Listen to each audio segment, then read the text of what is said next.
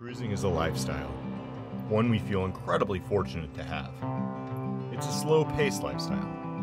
Some boats spend years in the same archipelago or region.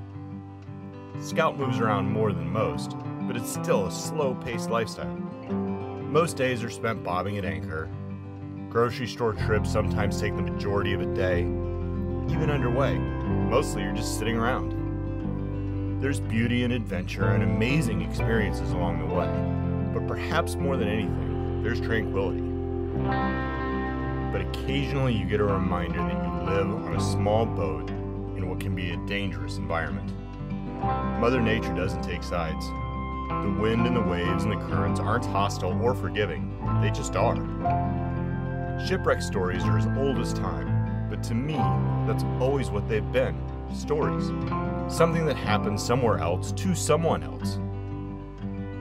Cruising shipwreck stories are dissected analytically to see what lessons can be learned. But when you pass by wrecks, you don't feel the emotion involved in how it happened. Even seeing what are clearly recent wrecks somehow feels like you're looking at an old Phoenician galley driven ashore from some storm centuries ago. That changed for the scout crew one afternoon.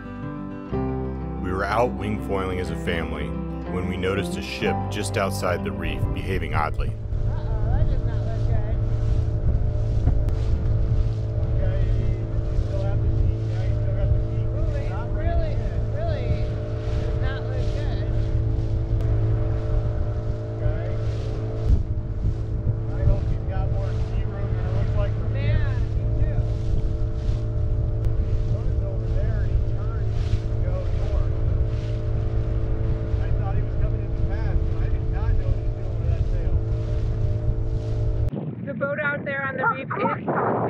Things got a little chaotic at this point. We dropped the kids and foil off at Scout as quickly as we could and raced to the scene. The mom and 15-year-old son from a fellow cruising boat, Kasanga, got there first. I was extremely impressed by the poise and capability the young man from Kasanga showed. The cruising community is always quick to help those in need. We filmed very little at the actual scene. The priority was getting the crew to safety. Oh my god, this is terrible. Oh no, we're stuck.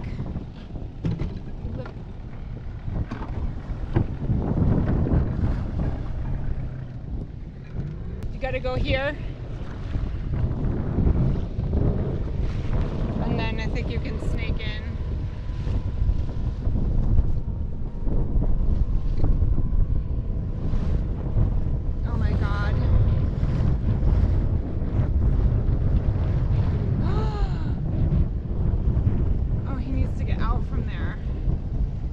Kids did get some footage from Scout, mostly to use the camera as binoculars to see what was going on. I smoothed the footage out the best I could. There's an empty dinghy right behind the boat, and then there's a full dinghy coming in.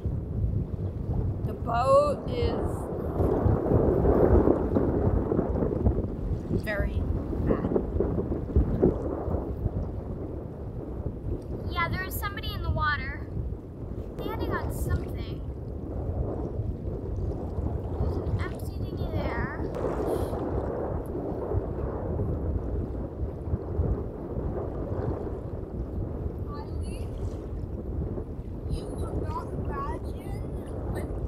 Here's this.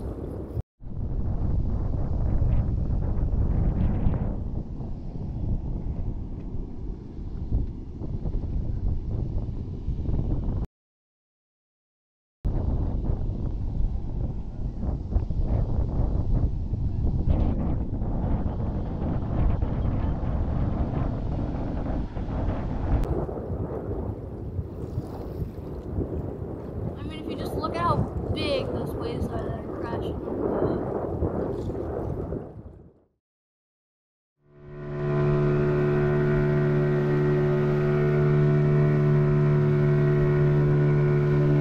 You notice we wanted to get the front sail in. Yes. And we noticed that the rope was broken. So he had to go on the front to manage the thing, and we didn't have many to manage. And then we noticed that the rope of the front sail was, the other one was broken in the Propeller. So no way to, no motor, no sail, nothing. Yeah, Okay. Yeah. one thing, then another. Yes. Then we went to go out with a small boat, water inside. Yes. So out of water. Thank God that it was that we were able to come though there because We have. It said we have to try to swim. Wait.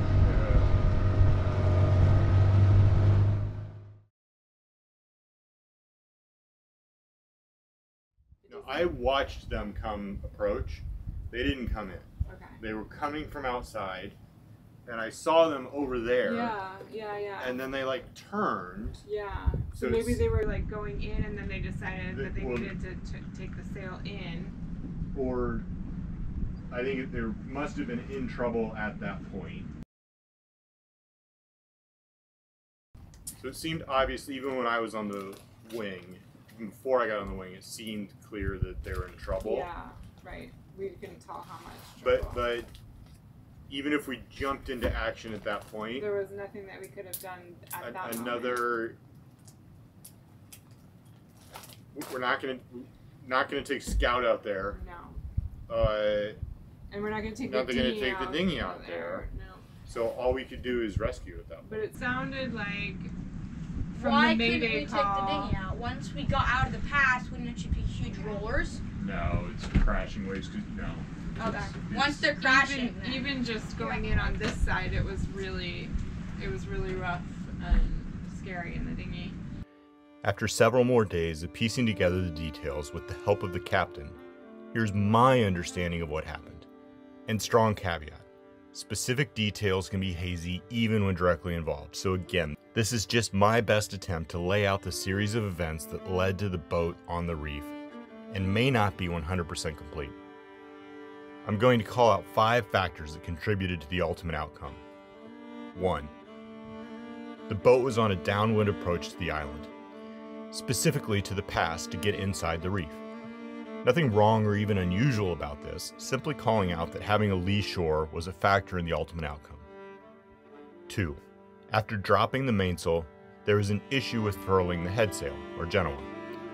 This is the kind of thing that can and does happen from time to time. 3. Decision was made to address the headsail furling issue outside the pass.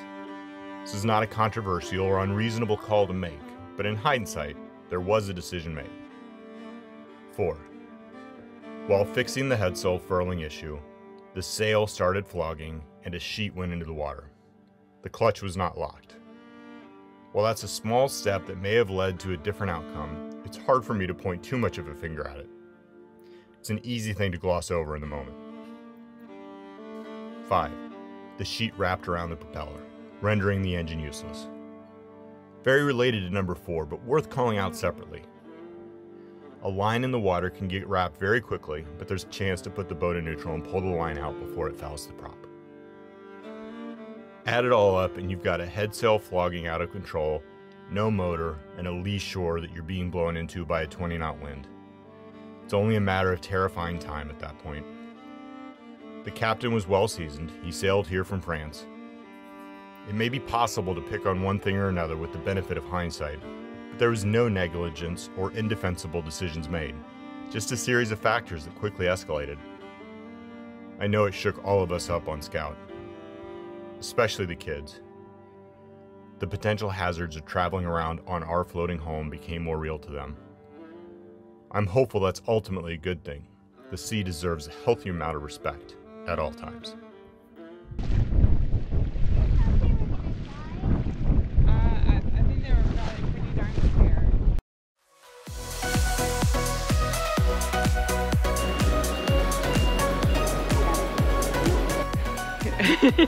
Peace.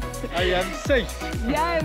Oh my goodness. Yes, I am. We're so happy for you. Okay. And you said just one problem, and then another, and then another. Yeah. And, if I switch off the blocker, nothing could happen. Yes. Nothing.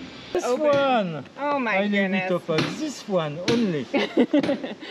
And then, That's life. yes, that's right. But I did not. And then just And the problem with the Genoa, problem with roller, problem of the furling line, problem of the rudder, and everything. and one thing led to another, but captain is safe. Yes. Crew is safe. Safe, very safe. And a miracle. Here is Nemo. Yeah. Hopefully, Yeah. safe. Yeah, I hope so. Will you? Anyway, there is no water inside. There is plenty of water inside, but due to the waves, not Due to the reef. To the reef or a leak or. Right. Will you sail again? I don't know. Yes. Too soon. Too soon. Yeah. So we just got back, Eily and I just got back from seeing Captain Jerome and crew on the good ship Nemo. She is at the dockyard right now, about to be hauled out, full of water, but that was just from the crashing waves, no hull damage. Or no hull breaching, I should say. They're still a little bit unsure about what's going on the keel and stuff, but she is afloat and looking a little worse for wear, but not too bad. Captain was so grateful for our help. He gave us a present. He gave us some local beer. Yay!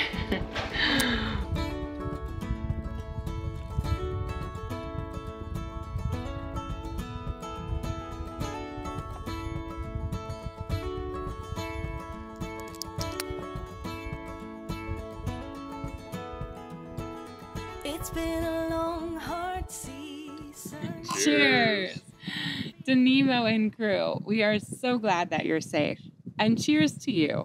Thanks so much for watching. We hope you'll join us next week as we have an epic underwater adventure.